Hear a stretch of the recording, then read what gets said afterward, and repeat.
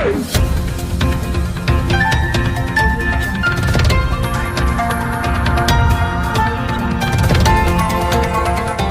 देख रहे हैं मगरा न्यूज राजस्थान, खबरें सबसे तेज। सरकार ने कोविड-19 वैक्सीन को लेकर किया है बड़ा ऐलान। 16 जनवरी से देश भर में शुरू होगा टीकाकरण अभियान। देश में कोविड-19 वैक्सीन कोवैक्सीन और कोविशील्ड को इमरजेंसी अप्रूवल मिलने के बाद अब भारत सरकार ने टीकाकरण अभियान को लेकर बड़ा ऐलान कर दिया है। केंद्र सरकार ने शनिवार को घोषणा की है कि 16 जनवरी 2021 को वैक्सीन का टीकाकरण अभियान भारत में शुरू हो जाएगा। पहले चरण में वैक्सीन की डोज स्वास्थ्य कार्यकर्ताओं और अग्रिम पंक्तियों के जो कर्मचारी है उनको दी जाएगी। ऐसे करीब देश में 3 करोड़ कर्मचारी का अनुमान लगाया गया है। ऐसे 3 करोड़ कर्मचारी भारत के अंदर है जिन्हें वैक्सीन की डोज दी जाएगी। इसके बाद 50 साल से ऊपर के लोगों और 50 साल से कम उम्र की ऐसी आबादी जिसका टीका लगाया जाएगा जो किसी गंभीर बीमारी से पीड़ित है। देश भर में ऐसे 27 करोड़ लोग होने का अनुमान यहाँ पर लगाया गया है। आपको बता दें कि देश भर में टीकाकरण अभियान को लेकर बड़ा ऐलान प्रधानमंत्री मोदी की राज्यों और केंद्र शासित प्रदेशों के साथ उच्च स्तरीय बैठक के बाद यहाँ पर लिया गया। पीएम मोदी ने वीडियो कॉन्फ्रेंसिंग के माध्यम से कोरोना वैक्सीन को लेकर राज्यों और केंद्र शासित प्रदेशों के साथ उच्च स्तरीय बैठक यहाँ पर की थी। बैठक में पीएम मोदी ने टीकाकरण की तैयारियों की समीक्षा की। आपको बता दें कि इस मीटिंग में राज्यों और केंद्र शासित प्रदेशों के कैबिनेट सेक्रेटरी, हेल्थ सेक्रेटरी और प्रिंसिपल सेक्रेटरी और अन्य वरिष्ठ अधिकारी इस दौरान यहाँ पर मौजूद रहे। कर्नाटक में अब शादी करने पर लड़की को मिलेगा 3 लाख रुपए। सरकार ने की है नई स्कीम शुरू। अब तक लड़की की शादी करने पर पैसे देने होते थे, लेकिन अब लड़की की शादी करने पर 3 लाख रुपए मिलेंगे। दरअसल कर्नाटक सरकार ने एक नई योजना बनाई है जिसके तहत लड़कियों की शादी करने पर उनको 3-3 लाख रुपए सरकार की ओर से दिए जाएंगे। आपको बता दें कि कर्नाटक की येदियुरप्पा सरकार ने ब्राह्मण समुदाय को आगे बढ़ाने के लिए कर्नाटक राज्य ब्राह्मण विकास बोर्ड का गठन किया है। इसके तहत आर्थिक रूप से कमजोर ब्राह्मण परिवारों को मदद के लिए 2 स्कीमें शुरू की गई है। पहली स्कीम अरुंधति और दूसरी स्कीम मैत्री है। आपको बता दें कि कर्नाटक की 6 करोड़ आबादी में लगभग 3% ब्राह्मण मौजूद है। बोर्ड के अनुसार मैत्री योजना का पूरा फायदा उठाने के लिए वैवाहिक जोड़े को 3 साल तक यहाँ पर रहना होगा, तभी उन्हें पूरे 3 लाख रुपए मिल पाएंगे। इस योजना के तहत किसी भी गरीब ब्राह्मण पुजारी से शादी करने के बाद हर साल के अंत में 1 लाख रुपए एक किस्त में यहाँ पर दिए जाएंगे। आपको बता दें कि बोर्ड के अध्यक्ष सचिदानंद मूर्ति ने कहा है कि स्कीम का लाभ लेने के लिए लड़कियों को कुछ शर्तों का पालन करना होगा, जिसके अनुसार ब्राह्मण परिवार की आर्थिक रूप से कमजोर श्रेणी का होना चाहिए ब्राह्मण और विवाह करने वाले लड़की की ये पहली शादी होनी चाहिए। इसके अलावा उन्हें एक निश्चित अवधि तक विवाहित रहना होगा। आपको बता दें कि कर्नाटक राज्य ब्राह्मण विकास बोर्ड के अनुसार अरुंधति योजना के अंतर्गत 550 गरीब ब्राह्मण लड़कियों को शादी के लिए 25-25 हजार रुपए यहाँ पर दिए जाते हैं। वहीं मैत्री योजना के तहत कर्नाटक में गरीब ब्राह्मण पुजारी से शादी करने पर 25 लड़कियों को यहाँ पर 3-3 लाख रुपए का बॉन्ड यहाँ पर दिया जाएगा। पीएम किसान योजना से जुड़े किसानों के लिए जरूरी खबर, मोदी सरकार दे रही है 36,000 रुपए सालाना। आप भी ले सकते हैं इस स्कीम का फायदा। पीएम किसान से जुड़े 11 करोड़ 47 लाख लोग चाहे तो अपनी जेब से बिना 1 रुपया खर्च किए मोदी सरकार से सालाना 36,000 रुपए पा सकते हैं। और सबसे बड़ी बात यह है कि इसके लिए आपको कोई भी यहाँ पर डॉक्यूमेंट जमा कराने की जरूरत आपको नहीं पड़ेगी। जी हाँ, हम आपको बात कर रहे हैं प्रधानमंत्री मानधन योजना की। मोदी सरकार की इस योजना का लाभ उन सारे किसानों को मिल सकता है जो पीएम किसान सम्मान निधि योजना का लाभ ले रहे हैं। प्रधानमंत्री किसान के लाभार्थियों को केंद्र सरकार किसान क्रेडिट कार्ड और पीएम किसान मानधन योजना का लाभ दे रही है। मानधन योजना के लिए कोई दस्तावेज आपको नहीं देना होगा और वही इससे जुड़कर अब आप बिना जेब से 1 रुपया खर्च किए 36,000 रुपये सालाना पाने के हकदार हो जाएंगे। प्रधानमंत्री किसान मानधन योजना के तहत छोटे और सीमांत किसानों को हर महीने पेंशन देने की योजना है, जिसमें 60 साल की उम्र के बाद हर महीने सरकार आपको 3,000 रुपया यानी 36,000 रुपये सालाना यहाँ पर आपको पेंशन दी जाएगी। यदि कोई किसान पीएम किसान सम्मान निधि योजना का लाभ ले रहा है तो उसे पीएम किसान मानधन योजना के लिए कोई दस्तावेज यहाँ पर नहीं देना होगा, क्योंकि ऐसे किसानों का पूरा दस्तावेज भारत सरकार के पास है।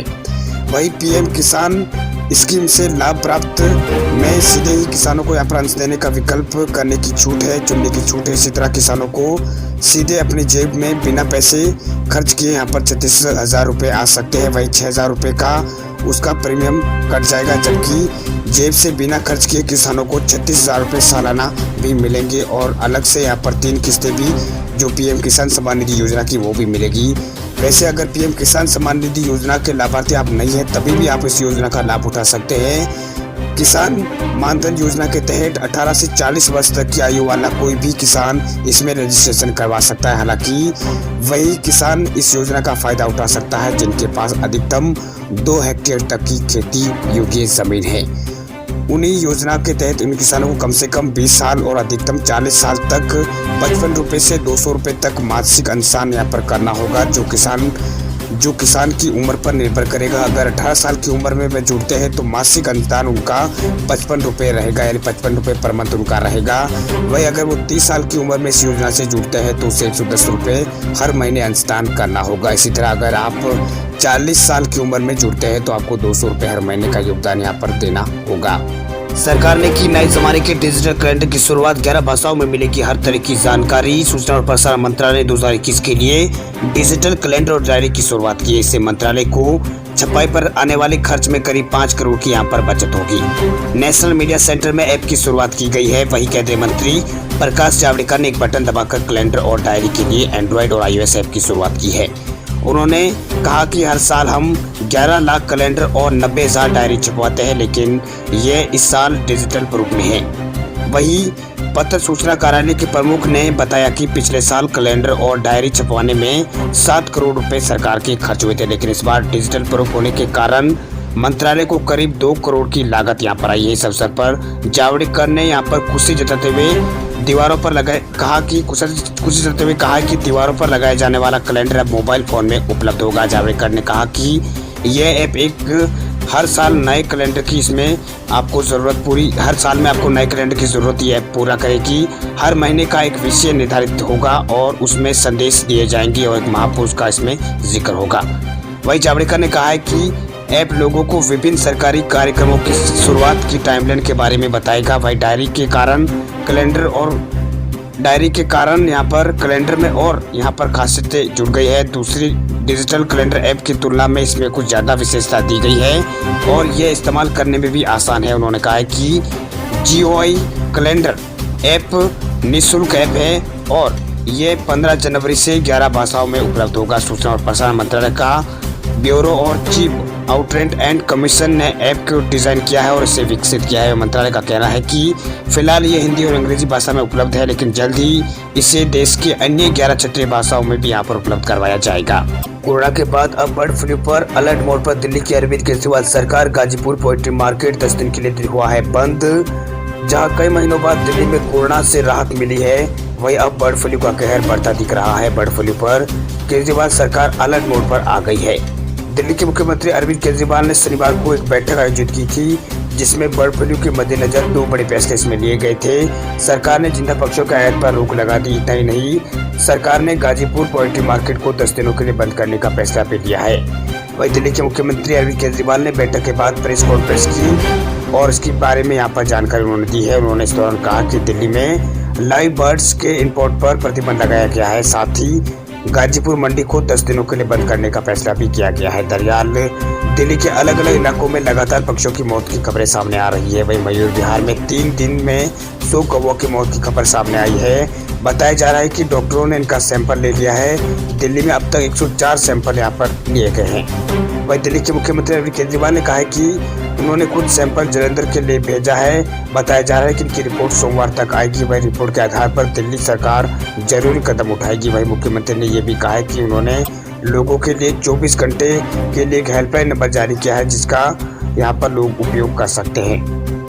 अब बात करें देश भर के कोरोना आंकड़ों की, तो पिछले 24 घंटों में देश में मिले हैं कोरोना के 18,222 मरीज। 228 लोगों की इस दौरान 24 घंटों में हुई है मौत। भारत में कोरोना का कहर अब थोड़ा कम बढ़ने लगा है। कोरोना के मामलों में कमी देखने को मिली है। पिछले 24 घंटों में भारत में कोरोना के 18,222 कोरोना के केस देश भर में मिले हैं। वहीं पिछले 24 घंटों में भारत में यहाँ पर कोरोना के मामलों में यहाँ पर गिरावट दर्ज की गई है। कल यहाँ पर मामलों की संख्या 20,000 से ज़्यादा आई थी। अब यहाँ पर 18,000 यानी 2,000 की इसमें कमी देखी गई है। वहीं देश में अब तक टोटल जो मामले कोरोना के सामने आए हैं वो है 1,04,31,739। ये मामले अब तक भारत में संक्रमितों के आ चुके हैं। इसके अलावा भारत में 1,56,000 से ज़्यादा लोग कोरोना से ठीक हो चुके हैं। वहीं भारत में रिकवरी रेट 96.61% है। वहीं स्वास्थ्य मंत्रालय द्वारा जारी किए गए ताजा आंकड़ों के अनुसार भारत में फिलहाल 2,24,000 के आसपास कोरोना के एक्टिव केस है, यानी इन लोगों का विभिन्न स्तरों में इलाज चल रहा है। वहीं फिलहाल भारत में जो टोटल मामलों की जो संख्या है ठीक होने वाले लोगों की, और ये अभी फिलहाल जो एक्टिव केस है वो यहाँ पर टोटल संक्रमितों का 2.16% है। वहीं कल जारी किए गए आंकड़ों के अनुसार देश में संक्रमितों की कुल संख्या 1,04,31,739 हो गई। पिछले 24 घंटों में संक्रमण के कारण 228 लोगों की इस दौरान देश भर में मौत हुई है। अब तक भारत में कोरोना के कारण 1.5 लाख से ज्यादा लोगों की मौत कोरोना के कारण हो चुकी है। वहीं संक्रमितों की यानी मृत्यु दर भारत में 1.45% है। वहीं भारतीय आयुर्वेदिक अनुसंधान परिषद ICMR के अनुसार अब तक भारत में 18,02,53,315 नमूनों की जांच की जा चुकी है। वहीं पिछले 24 घंटों में भारत में 9,16,000 के आसपास कोरोना के सैंपल यहाँ पर टेस्ट किए गए हैं। वही बात करें दूसरे राज्यों की, तो दूसरे राज्यों में कोरोना के मामलों में यहाँ पर कई राज्यों में उतार चढ़ाव हो रहा है, तो कई राज्यों में कोरोना के मामलों में यहाँ पर गिरावट भी दर्ज की जा रही है। वही राष्ट्रीय राजधानी दिल्ली में कोरोना के मामलों में अब गिरावट हो रही है। दिल्ली में पिछले 24 घंटों में 500 से कम कोरोना के मामले यहाँ पर दिल्ली में सामने आए थे। वहीं अब बात करें राजस्थान की, तो राजस्थान में कोरोना के कारण भी यहाँ पर कोरोना के मामलों में पिछले 24 घंटों में यहाँ पर कमी दर्ज की गई है। पिछले 24 घंटों में राजस्थान में कोरोना के 471 नए मामले भारत में राजस्थान में यहाँ पर आए हैं।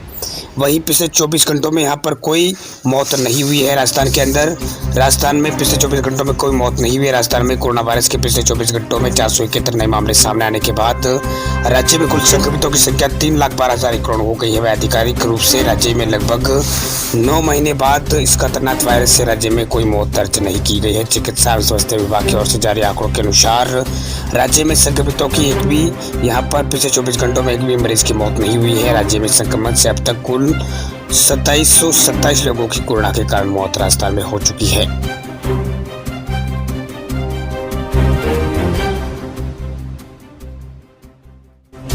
खबरों की दुनिया में आइए हमारे साथ कहीं भी और कभी भी जुड़िए।